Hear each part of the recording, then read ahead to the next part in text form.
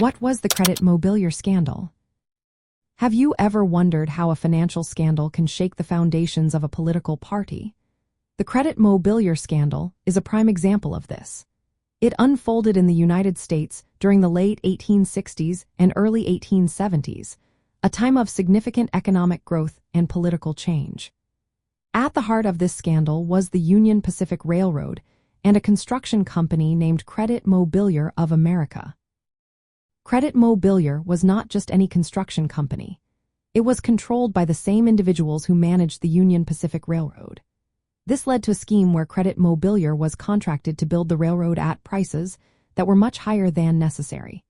Instead of paying in cash, the Union Pacific Railroad often compensated Credit Mobilier with shares in the company. At that time, these shares were not worth much due to uncertainty about the railroad's success. However, once the railroad was completed and began to generate profits, those shares skyrocketed in value. This arrangement created a conflict of interest. The same people negotiating contracts for Credit Mobilier were also in positions of power at the Union Pacific Railroad.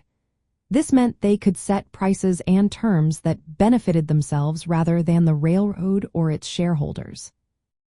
The scandal came to light in 1872 during an election year, amplifying its political ramifications. It was revealed that several prominent politicians, including members of the Republican Party, had received shares of Credit Mobilier stock at below-market prices. This raised serious allegations of bribery and corruption. From a Republican perspective, the scandal raised questions about government oversight and corporate accountability. The involvement of key Republican leaders in the scandal led to concerns about the party's integrity and its ties to business interests. However, it also sparked calls for greater transparency and regulation in business dealings, particularly in large infrastructure projects. The fallout from the Credit Mobilier scandal had lasting effects. It led to increased scrutiny of corporate practices and political corruption, paving the way for stricter regulations on business and government interactions. This scandal highlighted the need for better oversight mechanisms to prevent similar abuses of power in the future. The Credit Mobilier scandal remains a significant chapter in American political history. It serves as a reminder of the dangers posed by unchecked corporate influence and the importance of ethical governance.